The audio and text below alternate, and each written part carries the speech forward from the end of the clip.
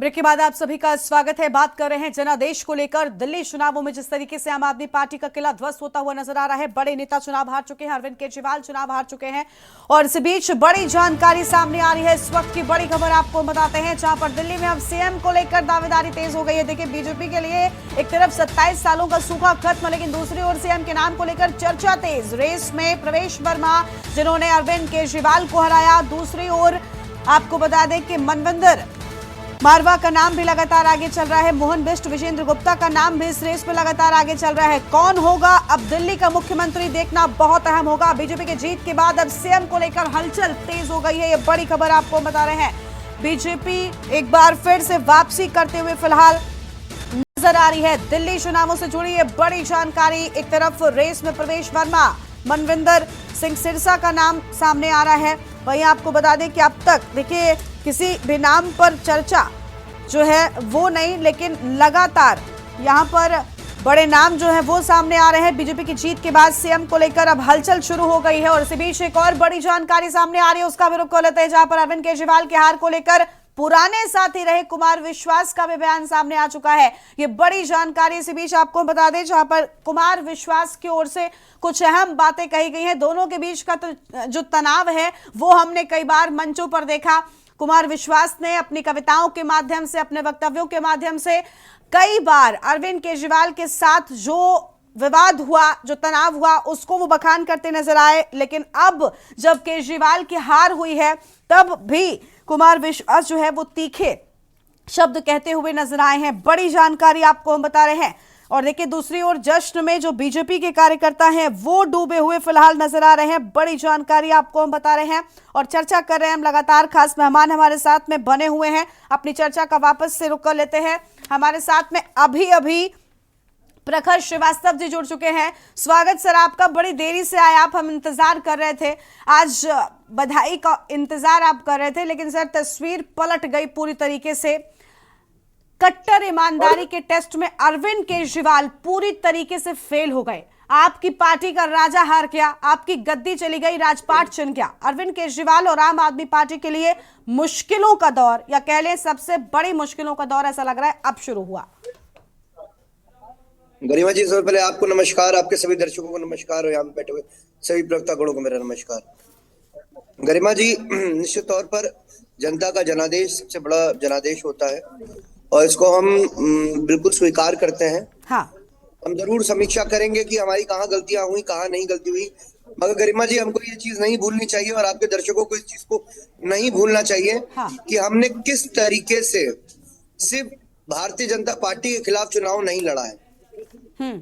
हमने भारतीय जनता पार्टी के election commission के खिलाफ भी चुनाव लड़ा। हमने भारतीय जनता पार्टी की दिल्ली पुलिस के खिलाफ भी चुनाव लड़ा। हमने देखा जाए तो कल जिनकी एंट्री हुई एसीबी के खिलाफ भी हमने चुनाव लड़ा।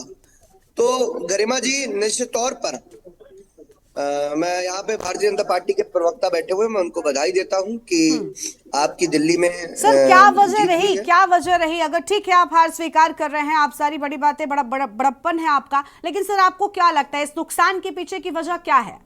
आप 62 से अभी फिलहाल 23-24 पर सिमटते हुए दिखाई दे। 23 पर क्या आपको लग रहा है? अगर प्राथमिक तौर पर हम आम आदमी पार्टी के प्रवक्ता होने के नाते आपसे पूछे, कहां पर नुकसान उठाना पड़ा सर? देखिए, मैं आपको फिर बताना चाहता हूं गरिमा जी, अगर आप वोट शेयर्स देखेंगे तो पिछली बार हमारा 48% वोट शेयर था। हाँ। इस बार जो कि घट के 43 से 44% हो गया। हाँ। आप अगर इस चीज को ध्यान से देखेंगी गरिमा जी, आप मैक्सिमम सीट्स अगर देखेंगी तो सीधे सीधे लड़ाई भारतीय जनता पार्टी और आम आदमी पार्टी की लड़ाई थी। आप अगर देखेंगे मनीष जी की सीट को भी तो 600 सीटों के लमसम के आंकड़े में हम मनीष जी चुनाव हारे। आप अगर अरविंद जी की सीट देखेंगे तो मात्र 3000 वोटों से वो हारे। आप ऐसी लगभग कई सीटें देखेंगी जिसमें आप साफ साफ तौर पे ये देख पाएंगी कि हम नेक टू नेक हमारी बीच की फाइट रही। और मैं फिर एक बात कहूंगा कि मैंने सबसे पहले आपके चैनल में बैठा और मैंने बहुत बड़ा आपके सामने ये एक खुल के बोला था कि भारतीय जनता पार्टी को पूरी तरीके से पूर्ण रूप से अगर कोई समर्थन कर रहा है तो कांग्रेस पार्टी कर रही है। तो बीते हुए जिस चुनाव में आपने इसमें पाया भी आप देखिए कि किस तरीके से आज कांग्रेस के किसी भी प्रवक्ता के चेहरे पर या कांग्रेस के किसी भी नेता के चेहरे पर आप कोई गम का माहौल नहीं देखेंगी, आप खुशी का माहौल देखेंगी। वो आप मैं तो गरिमा जी खुलेआम कहूंगा कि कांग्रेस की बेशर्मी की पराकाष्ठा देखिए। हमारे शेर सांसद संजय सिंह महाराष्ट्र में इनके लिए गए वोट मांगने के लिए, दिल्ली जहां पर हमारा गढ़ हुआ करता था वहां पर हमने कांग्रेस के लिए वोट मांगने का काम करा। मगर आज देखिए, आज कांग्रेस ने अपना ये चेहरा उजागर कर दिया जनता के सामने कि किस तरीके से आज वो खुश है। आज अगर हमारी हार किसी भी तरह होती है, और देखिए जनता का जनादेश सबसे बड़ा जनादेश होता है। मैं फिर यही बात दोहराऊंगा, मैं आशा करूंगा कि हमारी एक सबसे बड़ी इस बात की जीत थी कि हमने आज सभी राजनीतिक दलों को अपनी मैनिफेस्टो पे लाके खड़ा कर दिया। आज आप अगर देखेंगी तो आज सारे राजनीतिक दलों के, आप अगर देखेंगे सारे राजनीतिक दलों के जो मैनिफेस्टो है वो आम आदमी पार्टी के मैनिफेस्टो से मिले हुए थे।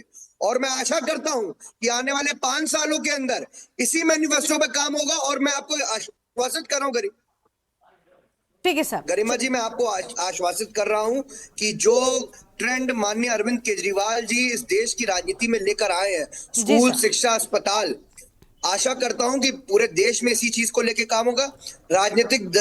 हर राजनीतिक दल को इस पर बात करनी पड़ेगी। हम सत्ता में है, विपक्ष में, मगर आपको मैं आश्वासित कर रहा हूं दिल्ली की जनता का काम किसी प्रकार से बाधित दिल्ली की जनता का काम अब फिलहाल बीजेपी को करना है और आशीर्वाद जनता ने उन्हीं को दिया है। इस बीच एक बड़ी जानकारी सामने आ रही है, उसका रुख कर लेते हैं। बड़ी खबर आपको बता दें, जहां पर सत्येंद्र जैन चुनाव हारे, इस वक्त की बड़ी जानकारी आपको बता रहे हैं। फिलहाल सत्येंद्र जैन चुनाव हार चुके हैं। मालवीय नगर से सोमनाथ भारती भी आ रहे हैं। तो देखिए लगातार अब नतीजे जो हैं वो सामने आ रहे हैं। अहम जानकारी आपको हम बता दें, दिल्ली विधानसभा चुनावों के लिए वोटों की गिनती लगातार जारी है। सत्येंद्र जैन चुनाव हारे, इस वक्त की बड़ी खबर आपको हम बता रहे हैं। मालवीय नगर से सोमनाथ भारती भी चुनाव हार गए हैं, ये बड़ी खबर आपको हम बता दें। सत्येंद्र जैन चुनाव हारे, इस वक्त की बड़ी खबर आपको हम बता रहे हैं। आम आदमी पार्टी की बात कर लें तो कई बड़े चेहरे फिलहाल हार का सामना कर चुके हैं। जंगपुरा से मनीष सिसोदिया चुनाव हार चुके हैं, ये बड़ी खबर आपको हम बता रहे हैं। वहीं प्रवेश वर्मा ने नई दिल्ली से केजरीवाल को भी चुनावी मैदान में हरा दिया और सत्येंद्र जैन चुनाव हार चुके हैं, ये बड़ी खबर आपको हम बता रहे हैं। वापस से चर्चा का रुख कर लेते हैं। खास मेहमान हमारे साथ में लगातार बने हुए हैं। हमारे साथ में रजनीकांत वशिष्ठ जी हैं, उनका रुख करेंगे, राजनीतिक विश्लेषक है। सर देखिए, राजनीति में हार जीत होती है, लेकिन जिस तरीके से आम आदमी पार्टी के अरविंद केजरीवाल की हार हुई, अभी हम सुन रहे थे कुमार विश्वास उनके पुराने साथी रहे, फिलहाल जो विवाद हुआ उसके बाद वो अलग हुए और उन्होंने बड़े तीखे शब्दों में हमेशा ही अरविंद केजरीवाल को लेकर बड़े व्यंग वो कसते रहे। आज भी उन्होंने कहा कि जिसने अपने मित्रों की पीठ में छुरा घोंपा अपनी निजी महत्वाकांक्षाओं के लिए, आज दिल्ली की जनता ने उसके सामने सच रख दिया। तो सर क्या वजह थी कि अरविंद केजरीवाल को चुनाव हारना पड़ा और आम आदमी पार्टी की आज ये स्थिति हुई? देखिए, आम आदमी पार्टी का सबसे बड़ा चेहरा तो अरविंद केजरीवाल ही थे ना। हाँ बिल्कुल सर। अच्छा, अरविंद केजरीवाल अगर चीफ मिनिस्टर के बतौर, अब खैर चीफ मिनिस्टर नहीं थे, लेकिन बतौर अगर चुनाव हारे तो कोई बहुत बड़ी बात नहीं है। शीला दीक्षित जी भी मुख्यमंत्री थी, उन्हीं को हरा करके अरविंद केजरीवाल जी आए थे। अब अगर जनता अरविंद केजरीवाल के 10-12 साल के जो परफॉर्मेंस है उससे संतुष्ट नहीं हुई, या ये लगा कि नहीं अब ठीक है इनको देख लिया, अब दूसरे को मौका दिया जाए, तो कोई बहुत बड़ी बात नहीं। इंदिरा गांधी भी चुनाव हारी थी, संजय गांधी भी चुनाव हारे थे, बड़े बड़े लोग भी चुनाव हारे हैं, ऐसा नहीं है। बिल्कुल तो सर, अरविंद केजरीवाल लेकिन दूसरी बात यह है कि वो उन्होंने खुद माना चुनाव के एक मोड़ पर आकर के, हाँ मैं 2-3 काम पूरा नहीं कर पाया, मुझे 5 साल और दे दीजिए। नहीं, लेकिन सर मुझे लगता है आपने अभी खुद कहा कि वो सबसे बड़ा चेहरा है, एक बहुत बड़ा नाम है। 2 राज्यों में, पहले वो दिल्ली से शुरू करते हैं, उसके बाद अन्य राज्यों तक वो पहुंच रहे हैं, अलग अलग राज्यों में वो अब चुनाव लड़ते हैं। तो सर उस नेता से आप ये उम्मीद तो नहीं कर सकते ना कि आप ये कहेंगे कि हम 5 सालों में यमुना साफ कर देंगे, ना साफ करें तो हमें वोट मत दीजिएगा। ये कहने से पहले आपको पता नहीं था कि 5 सालों में यमुना साफ नहीं हो पाएगी? दोबारा आते तब आप कहते 5 और दे दीजिए, तिवारा आते तब आप कह रहे नहीं हम तो 10 में भी नहीं कर पाए, 5 और दे दीजिए। सर जनता मूर्ख थोड़ी है। और ये अरविंद केजरीवाल हैं, ये कार्यकर्ता बोल दे तो ठीक लगता है सर, पार्टी का नेता मुखिया बोले तो सर कहां तक ठीक है? कैसे फिर आज वही जनता ने जवाब दिया है सर? वो जनता ने जवाब दे दिया उनको। कहा कि ठीक है मुझे वोट मत देना, तो नहीं दिया जनता ने वोट उनको। जी। हाँ, अब ये है कि आम आदमी पार्टी को दो तरह के खतरों का सामना करना पड़ेगा। हम्म। वो ये है कि अरविंद केजरीवाल अभी भी पार्टी के मुखिया हैं, हम्म। हार जाने के बावजूद पंजाब पंजाब की आम आदमी पार्टी अब उनके साथ किस तरह का बिहेवियर रखती है, नंबर हम्म। एक। नंबर दो, उन्होंने खुद जो है पार्टी में रह करके अपने ही साथियों को जिस तरह से किनारे किया एक एक करके, हम्म। जो जो कुमार विश्वास जी कह रहे हैं, तो पार्टी के अंदर पार्टी मतलब अरविंद केजरीवाल, मैं ये कहूंगा फिर कि he is down hmm. But not out. अभी अभी भी अरविंद केजरीवाल के पास में कम से कम उनकी पार्टी के पास में एक सरकार, पंजाब की महत्वपूर्ण सरकार तो है, लेकिन सवाल उनके सामने, चुनौती सबसे बड़ी होगी कि आम आदमी पार्टी को, अब बची हुई आम आदमी पार्टी को एकजुट कैसे रख पाए। सर एक ठीक एक है, आपका अपना विश्लेषण हो सकता है, लेकिन सर किले की नींव अगर ढह जाए तो किला ढहने में वक्त नहीं लगता, और जब बड़ा किनारा समेट लिया बीजेपी ने, तो पंजाब में कितनी देरी, इसके बाद पंजाब ही अगला मिशन होगा बीजेपी का। ये पंजाब ही अगला मिशन होगा हाँ। बीजेपी का, और पंजाब ही अगला मिशन कांग्रेस का भी होगा। हम्म। क्योंकि अरविंद केजरीवाल, कांग्रेस या शिरोमणि अकाली दल जो रीजनल पार्टी है, इन कांग्रेस और रीजनल पार्टी का वोट खींच करके ही अरविंद केजरीवाल पंजाब में गए। हम्म।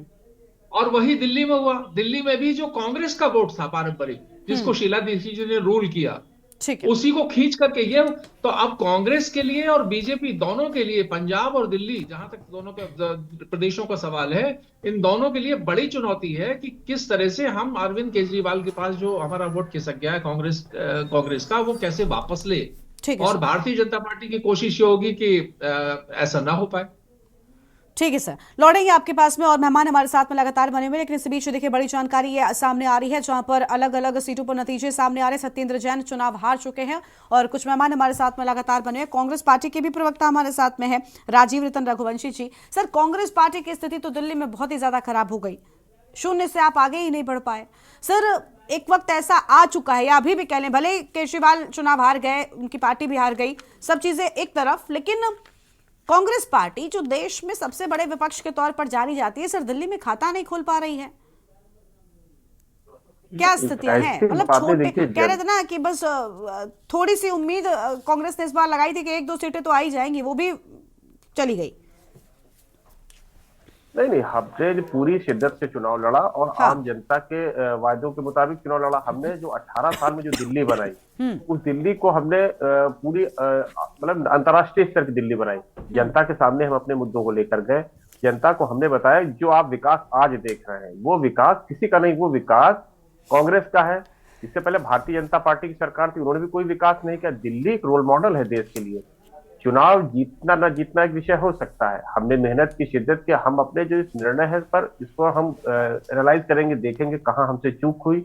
लेकिन जिस तरह से झूठ का अंत हुआ है, तो आप ये समझिए कि आप कांग्रेस के कार्यक्रमों को, कामों को अपना नाम दे रहे थे। केवल कांग्रेस पूरे देश पे इस मोदी सरकार के खिलाफ लड़ रही, जो उनका प्रोपोगेंडा मीडिया है उसके खिलाफ भी लड़ रही है, जो उनके है उसके खिलाफ लड़ रही है। और जो आप प्लेइंग लेवल फील्ड नहीं दे रही ना, जो इलेक्शन कमीशन है प्लेइंग लेवल फील्ड नहीं दे रहा है, उसके खिलाफ भी हम लड़ रहे हैं। हम देख रहे हैं कि किस तरह से आपका पूरा प्रशासन चुनाव लड़ता है, चुनाव आयोग चुनाव लड़ता है। नहीं सर, ये सारे तर्क अभी देने का कोई मतलब नहीं है। आप खाता तो खोलते, आप अपना वोट परसेंट बढ़ाते, 4% से 10 पर तो आते। वही उम्मीद कांग्रेस की थी भी, हम जब बात करते थे नेताओं से तो वो यही कहते थे, लेकिन सर वो भी नहीं हो सका, ये बहुत बड़ी बात है। चलिए लौटेंगे आपके पास में, हमारे साथ में कुछ और मेहमान भी जुड़ रहे हैं, हमारे साथ में हमारे संवाददाता जुड़ रहे हैं मिल्कीपुर से, शिरेंद्र, उनका रुख कर लेते हैं। शिरेंद्र, बीजेपी की जीत हो चुकी है, बड़ा नुकसान यहां पर उठाना पड़ा। बीजेपी ने इस चुनाव को साख के तौर पर लिया, भले ही समाजवादी पार्टी ने भी कोई कोरकसर नहीं छोड़ी, लेकिन सर अब एक बड़ा संदेश जाएगा। जी बिल्कुल, यहाँ पर जो स्थिति ये है कि बीजेपी ने एकदम क्लीन स्वीप किया है, क्योंकि शुरुआत से ही काउंटिंग जब से शुरू हुई, एक भी राउंड में सपा ने बढ़त हासिल नहीं की। बढ़त तो की बात तो छोड़, आधी तिहाई तक भी वोटिंग उनका प्रतिशत नहीं आया। और इस हिसाब से देखा तो जो जनता, जब हम चुनाव में दौरे कर रहे थे, जब हम जनता से पूछ रहे थे, तो जनता चुप थी, जनता अपने इशारे नहीं बता रही थी, जनता अपने राज नहीं खोल रही थी। तो इससे एक चीज ये लगाया जा सकता है, जनता ने स्मार्ट प्ले किया है। बहुत ही बुद्धिमानी से खेला है, क्योंकि अगर किसी प्रत्याशी का नाम लेती या किसी को के लिए कहती तो शायद उसके लिए कहीं ना कहीं किसी तरीके की दिक्कत हो सकती थी। फिर भी इन सभी को दरकिनार करते हुए जनता ने एक सुशासन के नाम पे अपनी वोटिंग करी, क्योंकि इससे पहले भी सपा के विधायक वहां रह चुके हैं। जनता के बीच में एक ही चीज थी कि काम नहीं हुआ है। अब जनता ये नहीं बता रही थी कि किसके शासनकाल में क्या काम नहीं हुआ है, लेकिन उसका कहना यह था कि काम नहीं हुआ, और इसीलिए साइलेंट मोड में मिल्कीपुर की जनता ने क्लीन स्वीप किया है सपा को यहां से। बिल्कुल साफ तौर पर। और जिस तरीके से मलकीपुर में हम देखें तो देखिए, इस चुनाव के बाद अखिलेश यादव ने इलेक्शन कमीशन को भी खूब घेरा था, उन्होंने कफन तक ले जाने की बात कह दी थी। तो सर यही अयोध्या थी जब जीत मिली फैजाबाद में लोकसभा के चुनावों में, तब इलेक्शन कमीशन से कोई शिकायत नहीं थी, और अब अखिलेश यादव यहाँ पर जिस तरीके से बात कहते आए, अब उन्हीं की बात को लेकर बीजेपी कह रही है कि सर अचानक से इलेक्शन कमीशन बदल गया, मतलब आप के मन की हो तो सब ठीक ठीक।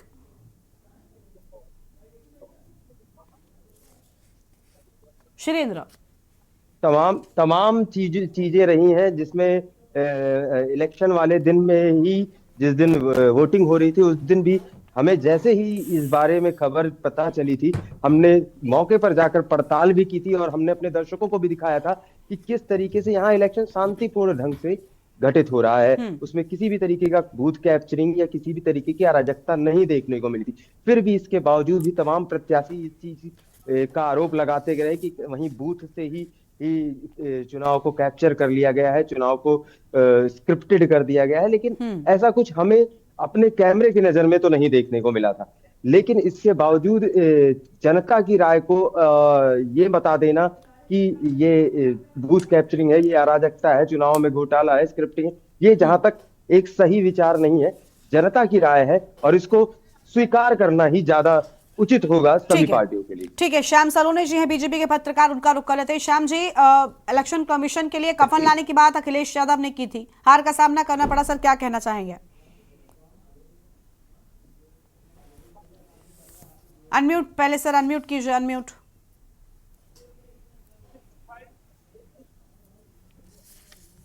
अभी मेरी आवाज आ रही है? हाँ जी बोलिए सर, बोलिए। देखिए गरिमा जी, अखिलेश यादव जी ने क्या क्या षड्यंत्र नहीं किए। केवल एक छोटी सी विधानसभा को जीतने के लिए किस तरह से उन्होंने कुंभ में आरोप लगाए, उनको लगा कि कुंभ पर सरकार को घेर लो। क्या क्या षड्यंत्र उन्होंने नहीं किए थे, कितनी छोटी छोटी मानसिकता उन्होंने दिखाई है। लेकिन ये मिल्कीपुर की जनता का जिस तरह से इन्होंने अपमान किया, जिस तरह से इन्होंने फैजाबाद अयोध्या की जनता का अपमान किया, एक चुनाव वो जीत गए लोकसभा का, तो बार बार पूरे इसी गुणगान कर रहे हैं कि देखिए राम जी ने आपको नकार दिया, आपको नकार दिया, यानी वो भगवान राम से दूर कर रहे थे अयोध्या के वासियों को। और उनको ये बातें बहुत बुरी लगी। मैंने परसों भी एक चैनल पर कहा था कि अखिलेश यादव घमंड से परिपूर्ण हो गए थे, और ये मैंने ये भी कहा था कि ये दोषारोपण देंगे, और वही हुआ है। ये लोग जो है आतंकवादी टाइप के लोग हैं, इनका काम है केवल, ये परिवारवादी हैं, इनको केवल और केवल अपना एक धर्म के लिए प्रयास करते रहते हैं। सनातन से इनको कोई लेना देना नहीं है।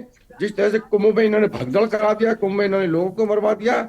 अभी मैं फिर आपके चैनल पर बोल देता हूं कि अब ये बिल्कुल बिल्कुल, देखिए बड़ी जीत बीजेपी को हो चुकी है, और जश्न बीजेपी इसलिए मना भी रही है। ये बड़ी जानकारी आपको बता रहे थे, जहां पर बीजेपी की बल्ले बल्ले आज यूपी से लेकर दिल्ली तक नजर आ रही है। एक तरफ दिल्ली में बहुमत के साथ में बीजेपी आगे नजर आ रही है, तो वहीं मिल्कीपुर में भी बड़ी जीत के साथ में आगे बढ़ रही है। एक छोटे से ब्रेक के लिए यहाँ पर रुकते हैं। आप देख रहे हैं के न्यूज, खबरों का।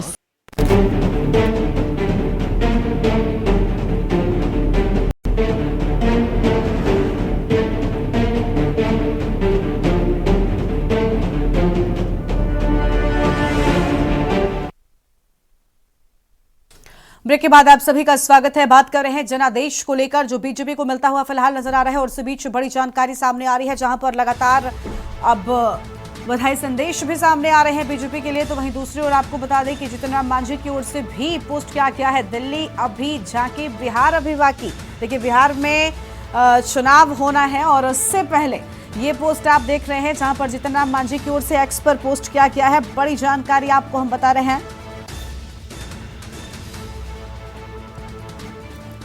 अहम जानकारी आपको हम बता दें।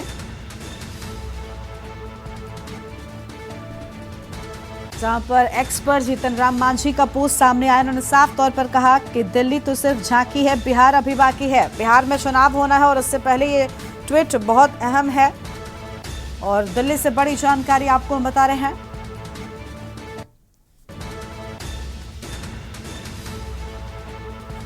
तो जीतन राम मांझी का आप ये ट्वीट देख पा रहे हैं। दिल्ली तो झांकी है, बिहार अभी बाकी है। जय एनडीए, उनकी ओर से ये बधाई संदेश भी हम कह लें और बिहार के चुनाव से पहले ये बड़ी बातें कहते हुए नजर आए। अक्टूबर नवंबर में बिहार में भी चुनाव होना है और उससे पहले ये आप देख पा रहे हैं। और इस बीच आपको एक और पोस्ट आपको हम दिखाते हैं जहां पर नई दिल्ली सीट से बीजेपी के उम्मीदवार प्रवेश वर्मा, जिन्होंने अरविंद केजरीवाल को हराया, उनकी ओर से एक्स पर जय श्री राम लिखा गया है। बड़ी जानकारी आपको हम बता रहे हैं। प्रवेश साहिब सिंह का ये ट्वीट आप देख पा रहे हैं, जय श्री राम। और अभी थोड़ी ही देर पहले अमित शाह से मुलाकात कर बाहर आए थे। सीएम की रेस में भी उनका नाम फिलहाल काफी आगे नजर आ रहा है। दिल्ली के नए सीएम भी हो सकते हैं प्रवेश साहिब सिंह, ये बड़ी जानकारी। और इस मुलाकात के बाद ये ट्वीट अपने आप में बहुत कुछ कह रहा है। फिलहाल प्रवेश सिंह का नाम सीएम रेस में अभी तक सबसे आगे नजर आ रहा है, लेकिन क्या उस पर मोहर लगती है देखना बहुत अहम होगा। लेकिन इस मुलाकात के बाद ये जय श्री राम का ट्वीट अपने आप में बहुत कुछ कह रहा है। आज बीजेपी की बल्ले बल्ले और अब दिल्ली में भी जय श्री राम की गूंज नजर आ रही है। हमारे साथ में खास मेहमान लगातार बने हुए रजनीकांत जी हैं, श्याम सलोने जी हैं और हमारे साथ में हमारे संवाददाता देव वर्मा भी हैं। देव का रुख कर लेते हैं। देव, पूरी जानकारी क्या है? प्रवेश वर्मा अगले मुख्यमंत्री भी हो सकते हैं और सर अभी मुलाकात करने के बाद जय श्री राम ट्वीट किया। बिल्कुल, इसमें कोई दोहराई नहीं है। हाँ। लेकिन अभी कुछ कहा नहीं जा सकता है। अगर हम इस चीज को देखें कि प्रवेश शर्मा ने जो है बहुत अच्छे से जीत हासिल की है, तो उसके बाद जो अगर अनुमान लगाया जा रहा है कि हो सकता है कि अगले सीएम का चेहरा जो है प्रवेश शर्मा हो, लेकिन ये कहना एक अभी जो है एक मुश्किल है जब तक कोई चीज सामने ना आए, चीजें खुल के सामने ना आए। ठीक है सर, लौटेंगे आपके पास में, बने रहेगा हमारे साथ में। और बड़ी जानकारी आपको हम बता रहे हैं जहां पर जनादेश में आपको बता दें कि बीजेपी की बल्ले बल्ले नजर आ रही है। एक तरफ मिल्कीपुर में बड़ी हार चंद्रभानु पासवान की बड़ी जीत माफ कीजिएगा बीजेपी की हो चुकी है और समाजवादी पार्टी को हार का सामना करना पड़ा है। वहीं दूसरी ओर बीजेपी दिल्ली में भी पूरी तरीके से कमल खिलाते हुए नजर आ रही है। तो जनादेश पर चर्चा लगातार जारी रहेगी। एक ब्रेक के लिए यहां पर रुकते हैं। आप देख रहे हैं के न्यूज, खबरों का सार। नमस्कार, आप देख रहे हैं के न्यूज इंडिया और जनादेश की बात चल रही है और दिल्ली से इस वक्त की बड़ी खबर आपको बता रहे हैं। इस वक्त केजरीवाल की हार पर बोले कुमार विश्वास। दिल्ली से बड़ी खबर आपको बता रहे हैं इस वक्त की। केजरीवाल ने मित्रों की पीठ पर छुरा घोंपा। कुमार विश्वास का बड़ा बयान सामने आ रहा है। दिल्ली को आज मुक्ति मिल गई, कुमार विश्वास ने बड़ा बयान दिया है। दिल्ली विधानसभा चुनाव के आज नतीजे आने शुरू हो गए हैं और कुमार विश्वास ने बड़ा बयान दिया है अरविंद केजरीवाल को लेकर। केजरीवाल ने मित्रों की पीठ पर छुरा घोंपा है। दिल्ली को आज मुक्ति मिल गई, कुमार विश्वास ने एक बड़ा बयान दिया है। दिल्ली चुनाव को लेकर बड़ी अपडेट अब आपको बता रहे हैं। नई दिल्ली सीट से अरविंद केजरीवाल चुनाव हार चुके। नई दिल्ली से अरविंद केजरीवाल को हार मिली है। शकुरबस्ती सीट आपके सत्येंद्र जैन चुनाव हारे हैं। मालवीय नगर से आपके सोमनाथ भारती को हार मिली है। वहीं जंगपुरा सीट से आपके मनीष सिसोदिया को हार मिली। दिल्ली से बड़ी खबर आपको बता रहे हैं। बीजेपी के रमेश बथूड़ी कालकाजी सीट से हारे हैं। कालकाजी सीट से आपकी आतिशी चुनाव जीती है। ये दिल्ली से बड़ी खबर आपको बता रहे हैं। शकुरबस्ती विधानसभा सीट से सत्येंद्र जैन को चुनाव में हार मिली। दिल्ली विधानसभा चुनाव की अब नतीजे धीरे धीरे सामने आने लगे हैं। बीजेपी की रेखा गुप्ता शालीमार बाग सीट से जीत मिली है। दिल्ली कैंट से आपके वीरेंद्र सिंह कादियान को मिली जीत। बीजेपी लगातार आगे बढ़ती हुई नजर आ रही है आपके इमरान हुसैन को मिली हार। राजेंद्र नगर से हारे आपके दुर्गेश पाठक। वहीं राजौरी गार्डन से बीजेपी के मनजिंदर सिंह सिरसा को बड़ी बढ़त मिली है। ग्रेटर कैलाश से आपके सौरभ भारद्वाज चुनाव हारे हैं। ये दिल्ली से बड़ी खबर आपको बता रहे हैं, बड़ी अपडेट दे रहे हैं। कोंडली से आप उम्मीदवार कुलदीप कुमार जीता। हमारे साथ वरिष्ठ पत्रकार रजनीकांत वशिष्ठ जुड़ चुके हैं। रजनीकांत सर, आपका बहुत बहुत स्वागत है हमारे मंच पर। रजनीकांत सर, जैसा कि आपकी इस बड़ी हार पे आप क्या कहेंगे सर? जैसा कि बीजेपी लगातार जीत की तरफ आगे बढ़ती हुई नजर आ रही है और अब आंकड़े भी सामने आते नजर आ रहे हैं। देखिए, 12 साल के अरविंद केजरीवाल जी के शासन के बाद जो युवा मतदाता है, खासतौर से फर्स्ट टाइम वोटर है जी, वो भारतीय जनता पार्टी की तरफ गया। दूसरा, जो पूर्वांचल का वोटर है, जो बहुत महत्वपूर्ण है, वो मोदी जी के इस आश्वासन के बाद जिनमें काफी लोग छठ पूजा से जुड़े हैं कि हम इसको साबरमती रिवर फ्रंट जैसा यमुना का रिवर फ्रंट बना देंगे, उस आश्वासन के बाद, और वो 2100 दे रहे हैं तो हम आपको 2500 देंगे जी। इसके अलावा गर्भवती महिलाओं को कुछ देंगे, बच्चों को कुछ देंगे। ये जो सारे सोप्स बीजेपी ने पेश कर दिए, उसके चलते अच्छा, एक एंटी इनकम्बेंसी भी मैं कहूंगा, अच्छा एंटी इनकम्बेंसी ना भी कहूं तो प्रो इनकम्बेंसी कहूंगा। इसलिए कहूंगा क्योंकि अरविंद केजरीवाल कई मुद्दों पर जो है वो लोगों की जरूरतें पूरी नहीं कर पाए। यमुना को साफ करने का वादा किया, नहीं कर पाए।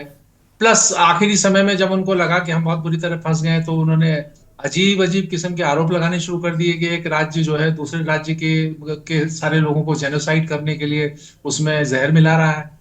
तो इन सारी बातों का जनता ने बहुत यकीन नहीं किया। उन्होंने कहा भाई अब हो गया है ये 12 साल, इनको अब किसी नए को देखा जाए। कांग्रेस में दम नहीं देखा वोटर ने।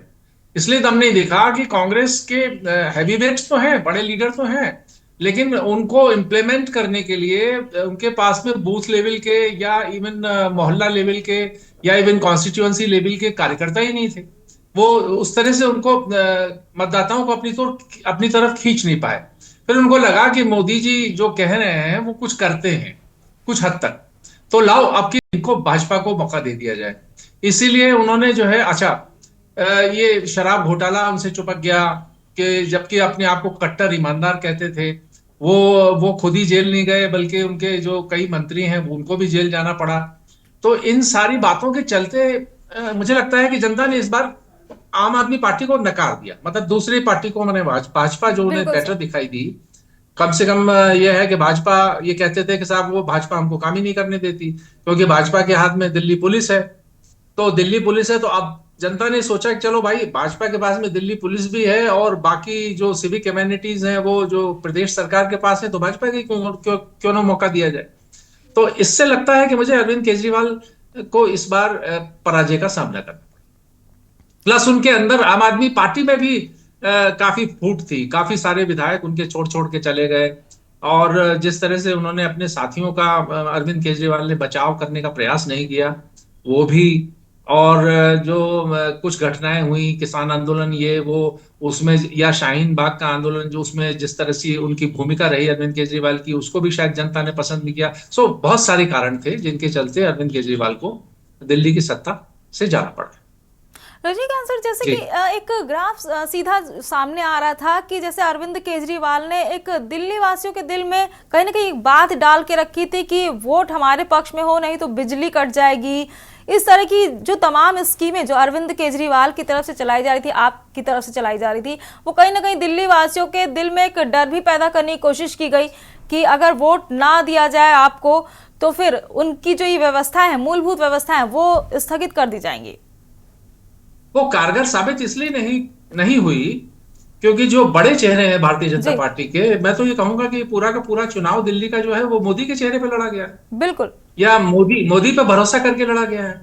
तो मोदी ने या अमित शाह ने, जो दो बड़े नेता हैं, इन लोगों ने लगातार अपनी रैलियों में और या योगी आदित्यनाथ जी हैं, इन लोगों ने बराबर इस बात को दोहराया कि जो पहले से जन कल्याणकारी योजनाएं चल रही हैं उनको हम किसी को रोकेंगे नहीं, उनको यूं की त्यों जारी रहने देंगे। अब उसमें बिजली भी थी फ्री, उसमें पानी भी था फ्री, प्लस उन्होंने एक और नई बात सामने रखी, नया प्रस्ताव सामने रखा, जिसे कह सकते हैं हम आपको कि एक out of the box vision रखा। उन्होंने कहा हम हर घर को जो है वो सोलर बिजली लगाने की सुविधा देंगे। उस सुविधा से ये होगा कि वो खुद तो उनकी बिजली फ्री हो ही जाएगी, वो किसी दूसरे को भी दे सकते हैं, they can sell it out. वो मतलब जो ग्रिड है उसको भी सेल आउट कर सकते हैं, तो उससे उनको फायदा ही होगा। तो कुल मिलाकर के जैसे कि अरविंद केजरीवाल ये सोचते थे कि खाली फ्री बीज के सहारे जो दिल्ली का 40% यूपी, बिहार, मध्य प्रदेश, उड़ीसा, तमिलनाडु से जो आए हुए जो क्या कहते हैं निचले मध्यम वर्ग के या निचले वर्ग के जो वोटर थे, उनको हम अपने से जाने नहीं देंगे। लेकिन भारतीय जनता पार्टी ने थोड़ा सा प्लेट में कुछ और ज्यादा सजा करके पेश किया, उसे पूर्वांचल के मतदाताओं ने स्वीकार कर लिया। तीसरी बात यह है कि जो मुसलमान वोटर है, जो एक मुश्त अरविंद केजरीवाल को पिछले 2 चुनावों से मिला जी, वो एक मुश्त मुसलमान वोटर जो है इस बार बढ़ गया। उसमें चाहे ओवैसी जी की भूमिका कह लें, चाहे उसमें कांग्रेस की भूमिका कह लें, जो भी हो, इवन जिस तरह से लोगों से बातचीत हुई उनमें से कुछ भले उन्होंने न दिया हो, लेकिन ऊपरी तौर पर उन्होंने कहा कि हम तो जी भाजपा को वोट देंगे। अभी एक साजिद रशीदी साहब हैं जो अच्छे डिबेटर हैं, डिफरेंट चैनल्स पे आते हैं, उन्होंने तो खुलेआम कह दिया कि मैं तो भाजपा को वोट दे रहा हूं और मैं तो अपने समर्थकों से कहता हूं भाजपा को वोट दो। तो इन सारी बातों के चलते माने जो मुसलमान वोटर एक मुश्त किसी पार्टी को जाता था, वो या आम आदमी पार्टी को जाता था, वो इस बार नहीं।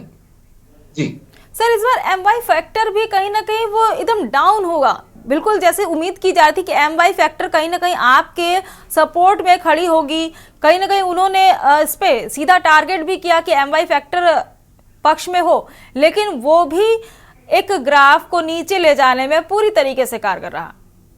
हाँ, वही मैंने कहा ना, जैसे मुस्लिम MY में क्या मुस्लिम है तो मुस्लिम वोटर बटने का मतलब यह कि वो केजरीवाल का नुकसान था किसी न किसी रूप में, भले ही कहीं जीत हार जो है वो 600 वोटों से हुई हो या 3000 से हुई हो। अब जो आपने वाई फैक्टर कहा वो यादव फैक्टर है, तो यादव फैक्टर मतलब दिल्ली में आखिर कितने यादव मतदाता है? अखिलेश यादव गए तो उनको रिझाने के लिए, लेकिन दिल्ली में कितने मतदाता ऐसे हैं जो यादव हैं? और यादव जो दिल्ली के हैं भी, वो अखिलेश यादव से कितना मुतासिर है, कितना प्रसन्न है, क्या है क्या नहीं है? बहुत सारे यादव तो अब भारतीय जनता पार्टी में भी हैं, बहुत सारे यादव कांग्रेस में भी हैं, बल्कि कांग्रेस के जो प्रदेश अध्यक्ष हैं वो खुद यादव हैं। तो MY फैक्टर कहां से काम करता है? जी सर, ये जानना चाहेंगे जैसे कि बीजेपी ने किस तरीके से रणनीति खेली, क्या उनका तौर तरीका रहा इस बार चुनाव जीतने में? क्या महाकुंभ एक तरीके से कह सकते हैं कि महाकुंभ ने एक स्ट्राइक मारी है? हाँ, वो भी एक फैक्टर है। वो फैक्टर ये है कि वो बटेंगे तो कटेंगे तो चल ही रहा था ना, एक रहेंगे तो सेफ रहेंगे, ये तो चल ही रहा था ना शुरू से। प्लस भारतीय जनता पार्टी की जीत का एक सबसे बड़ा कारण है उनका जो बूथ लेवल वर्कर है, उसने बहुत मजबूती के साथ मेहनत की। माने वोटर को निकाल के लाना भी आज एक समस्या है। बिल्कुल, जो खासतौर से अपर मिडिल क्लास या अपर क्लास के लोग वोटर्स हैं, वो यूजुअली भाजपा को पसंद तो करते हैं लेकिन वोट देने नहीं जाते। तो ये जो पैराफर्नेलिया है, ये राष्ट्रीय स्वयंसेवक संघ ने उपलब्ध कराया। भारतीय जनता पार्टी के तो अपनी कार्यकर्ता टीम है ही है, RSS ने भी इसमें, मुझे लगता है दिल्ली में काफी मजबूत है काफी जगहों पर, तो वो RSS ने भी एक बड़ी भूमिका निभाई कि जो भाजपा ने लक्ष्य रखा था कि भाई क्या वजह है कि जो है वो 19 में और 24 में सातों की सातों सीट दिल्ली की हम जीत लेते हैं और हम 50% से ज्यादा वोट पाते हैं, और जब विधानसभा का चुनाव आता है तो हम 38% पे, मतलब 50% से नीचे हो जाते हैं। तो बीजेपी ने उस गैप को भरने का प्रयास किया, और भरने का प्रयास किया अपने कार्यकर्ताओं के माध्यम से।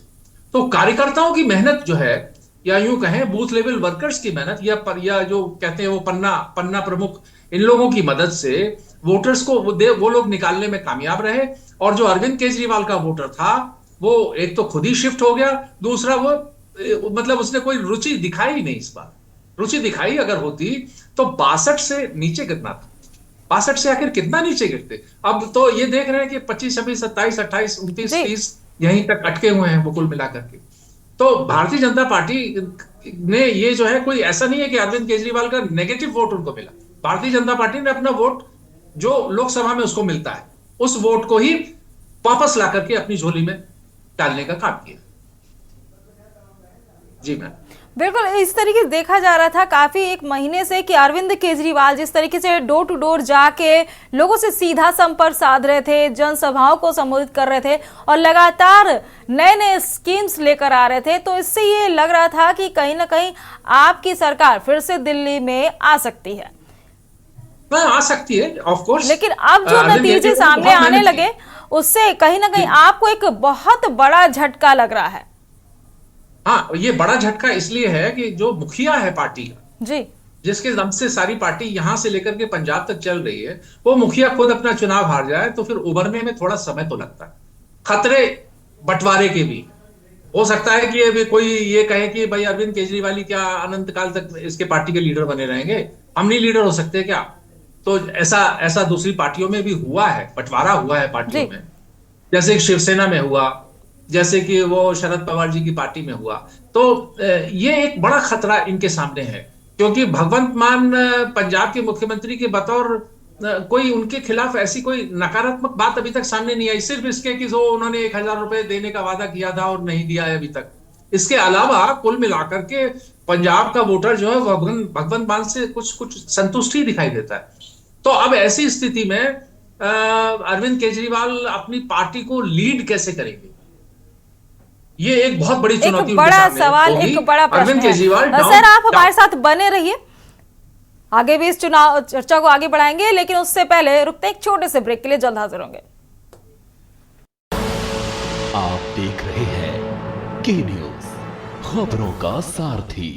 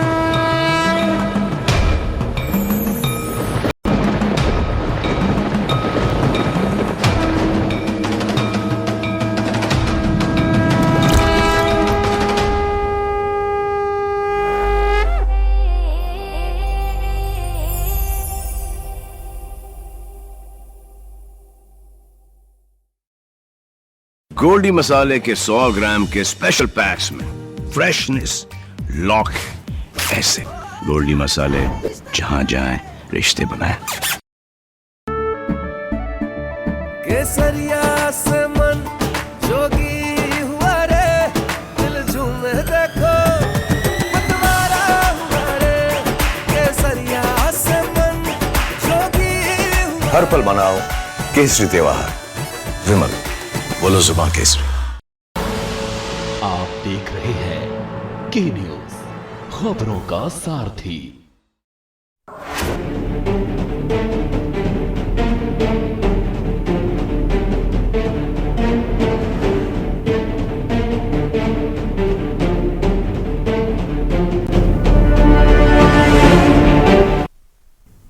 ब्रेक के बाद आप सभी का एक बार फिर से स्वागत है और बात कर रहे हैं जनादेश की। दिल्ली में विधानसभा चुनाव के अब नतीजे धीरे धीरे सामने आने लगे हैं और एक कड़ी हार आपको मिली है। बीजेपी की लगातार बढ़त चलती जा रही है और इसी के साथ हमारे साथ चर्चा में जुड़े हुए हैं रजनीकांत वशिष्ठ, राजनीतिक विश्लेषक हैं।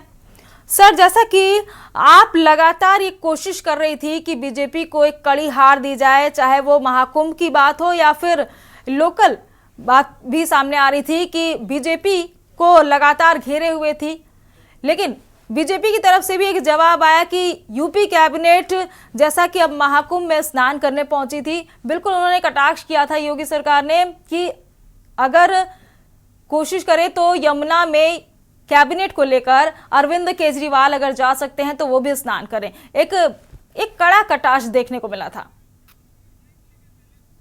जी बिल्कुल। ये तो किया योगी आदित्यनाथ वहां अपनी कैबिनेट के साथ न केवल गए, उन्होंने स्नान किया और वहां कैबिनेट की मीटिंग भी की। बिल्कुल।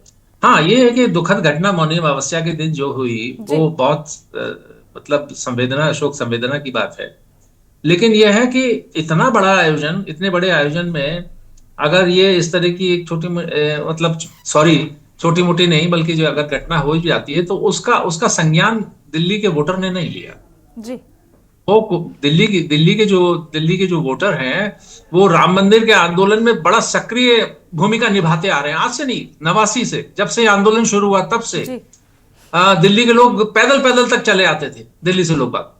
तो वो दिल्ली में देखिए पंजाबी मतदाता है, वैश्य है, ब्राह्मण है, या पूर्वांचल से भी गए हुए लोग हैं, पूर्वांचल के 2 राज्यों से, या मध्य प्रदेश से भी जो लोग आ रहे हैं उसमें काफी हद तक जो है वो ऐसे हैं जो आप इन्हें कह सकते हैं कि धर्म भीरू है या आस्था से जुड़े हुए हैं। तो वो उनके ऊपर इसका बहुत असर पड़ा नहीं। महाकुंभ को लेकर के सेंसेशनलाइज करने की कोशिश की गई, लेकिन वो उसका असर दिल्ली के मतदाताओं पर नहीं पड़ा। और कुल मिलाकर के मैं तो ये कहूंगा कि दिल्ली के मतदाताओं ने बड़ी समझदारी से कुछ नीर विवेक ऐसा किया कि तेरे की स्थिति नहीं आने दी। जब अरविंद केजरीवाल या भाजपा या कांग्रेस किसी को भी बहुमत नहीं मिला था और अरविंद केजरीवाल ने कांग्रेस के साथ मिलकर सरकार बना ली, बावजूद इसके कि कांग्रेस की मुख्यमंत्री शीला दीक्षित जी के उनके ऊपर क्या क्या आरोप नहीं लगाया, लेकिन उसके बाद में कांग्रेस के साथ सरकार बना ली। इस बार भी उन्हें उम्मीद थी कि चलो भाई हम गिरेंगे नीचे तो कांग्रेस तो कुछ तो ले आएगी, कांग्रेस कुछ ले आएगी तो हम मिला जुला करके फिर तेरा जैसा कहानी रच लेंगे। लेकिन इस बार मतदाताओं ने वो उनके लिए गुंजाइश ही नहीं छोड़ी, पूर्ण बहुमत भारतीय जनता पार्टी को दे दिया। तो अब ऐसी परिस्थिति में अब केजरीवाल क्या कर सकते हैं सिवाय इसके कि एक मजबूत विपक्ष की, एक सकारात्मक विपक्ष की भूमिका निभाएं बैठ करके और पार्टी को एकजुट रखने का प्रयास करें। 2 ही चीजें अब उनके सामने रह गई हैं और तो कुछ रहा नहीं। क्या सर लग रहा है कि यमुना कहीं ना कहीं एक हार की वजह बन सकती है क्या?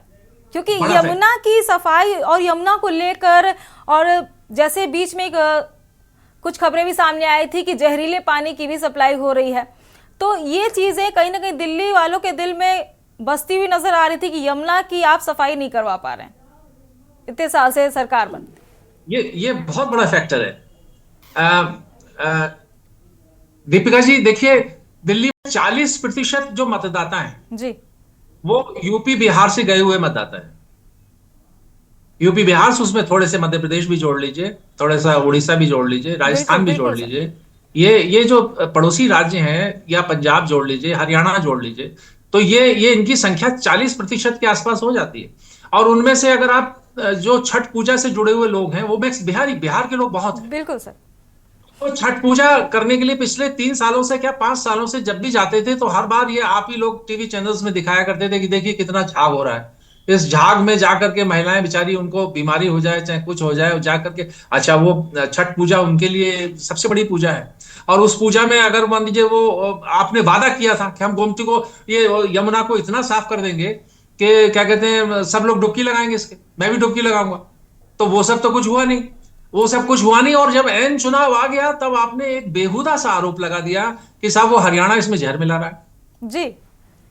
अब ये बात दूसरी है कि अलग अलग राज्य हैं, अलग अलग राज्यों के अलग अलग मुख्यमंत्री हैं, अलग पार्टियां हैं, लेकिन देश में मुझे नहीं लगता कि कोई पॉलिटिकल पार्टी या कोई मुखिया वो जेनोसाइड करने की सोचेगा, मतलब नदी के पानी में जहर मिला करके। तो इसको भी जनता ने एक्सेप्ट नहीं किया, मुझे नहीं लगता। उसी का नतीजा है, सामने आप रिजल्ट देख रहे हैं। अगर ऐसा होता, अगर उनकी केजरीवाल जी की बात को मान लेते साहब जहर मिला रही है बीजेपी, तो हो सकता है केजरीवाल को फिर से रिवाइव कर दिया जाता। लेकिन इन सब बातों को लिया नहीं। कुल मिलाकर ये देखा कि 2 बार इनको देख लिया, 2 बार कम नहीं होते, 10 साल का टेन्योर इन्होंने कर लिया है। अब कहते हैं कि साहब शिक्षा व्यवस्था हमारी वर्ल्ड क्लास है, अब शिक्षा व्यवस्था वर्ल्ड क्लास है तो उसमें भूमिका केंद्र सरकार की भी है।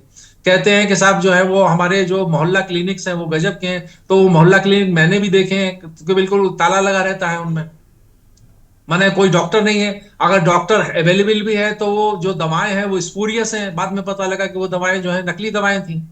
तो इन सब चीज मतलब मोहल्ला क्लिनिक भी कोई असर नहीं किया, शिक्षा व्यवस्था भी कोई असर नहीं की। और यमुना वाली बात जो आप कह रही हैं, वो यमुना का जो गंदगी है उसको साफ नहीं कर पाई, कि बड़ी भूमिका। और उसमें मोदी जी का ये कहना कि देखिए मुझ पर आप यकीन करते हैं तो यकीन करिए कि अगर आप वोट देंगे भारतीय जनता पार्टी को और भारतीय जनता पार्टी की सरकार दिल्ली में आई तो मैं साबरमती जैसा रिवर फ्रंट बना दूंगा। जबकि वहां अहमदाबाद में साबरमती का कोई नामो निशान नहीं था, वो तो कहीं से जल लाया गया और 11 किलोमीटर लंबा ऐसा रिवर फ्रंट बना दिया गया। आज वहां दूसरे मतलब चीन के राष्ट्रपति से लेकर के दूसरे जो भी जाता है वो रिवर फ्रंट का होकर रह जाता है, वो बड़ा सुंदर लगता है, अच्छा जल है, साफ जल है। अगर मोदी जी ने ये बात कह दी कि मैं इसको साबरमती जैसा रिवर फ्रंट बना दूंगा, तो जो पूर्वांचल का मतदाता वो तो टूट के गिर गया। वो सोच, पूर्वांचल के मतदाता ने कहा कि ये 2100 रुपया हमको फ्री मिल रहा था, बिजली मिल रही थी फ्री, पानी मिल रहा था फ्री, तो ये तो बीजेपी भी दे रही है, अब तो 2500 दे रही है जी, बिल्कुल। तो गर्भवती महिलाएं उनको 21,000 रुपया दे रही है, बच्चों को ट्रेनिंग के लिए और सुविधाएं देने जा रही है। तो ये सारी बातें जो है वो असर कर गई।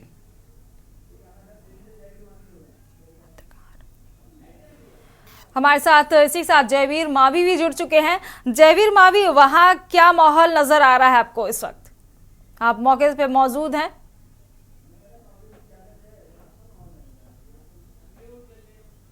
जयवीर मावी अनम्यूट कर लें।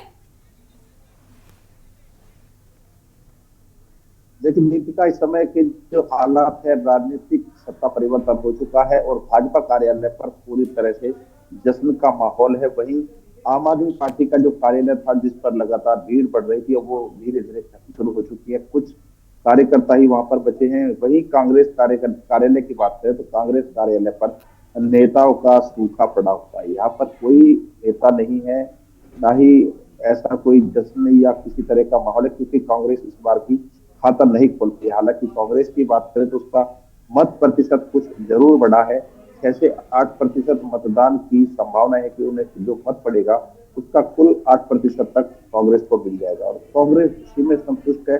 और जो कांग्रेस के जो कुछ कार्यकर्ता, उनका साफ तौर पर कहना है कि कांग्रेस जीत नहीं पाई, लेकिन उसने आम आदमी पार्टी को हराने में बहुत बड़ा योगदान दिया है, क्योंकि जिस तरह से आम आदमी पार्टी का जो वोटर था वो कांग्रेस और उन्हीं के बीच में बटा है, जबकि दिल्ली की जनता ने इस बार मन बना लिया था कि वो भारतीय जनता पार्टी के पक्ष में मतदान करेगी और सत्ता परिवर्तन। जैसा कि अभी हमारे साथ में भी सहयोगी तो कह रहे थे कि जो अरविंद केजरीवाल के झूठे वादे, इस तरह से उन्होंने यमुना नदी को लेकर बयान दिए और बार बार पिछली 2 योजनाओं में भी उन्होंने लगातार कहा था कि इस बार वो बदल देंगे। और एक बार फिर उन्होंने अरविंद केजरीवाल ने बयान दिया कि वो 5 साल और दीजिए और यमुना जी को कायाकल्प करेंगे। तो कहीं ना कहीं यमुना की गंदगी इस तरह से लगातार, वही पानी को लेकर जिस तरह से बयान दिया गया था चुनाव से एन पहले कि हरियाणा की तरफ से जो पानी आ रहा है उसमें जहर मिलाया जा रहा है, कहीं ना कहीं अरविंद केजरीवाल के जो सत्ता थी उसको दूर करने में सहयोगी रहे हैं। और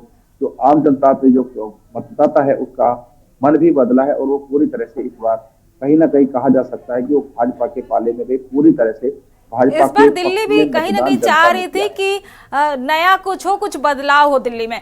दोनों लोग का आपका बहुत बहुत शुक्रिया हमारे साथ जुड़ने के लिए, आप दोनों का बहुत बहुत शुक्रिया। जनादेश की वे बुलेटिन में मेरे साथ इतना ही। आप देखते रहिए के न्यूज़ इंडिया। नमस्कार। आप देख रहे हैं के न्यूज़, खबरों का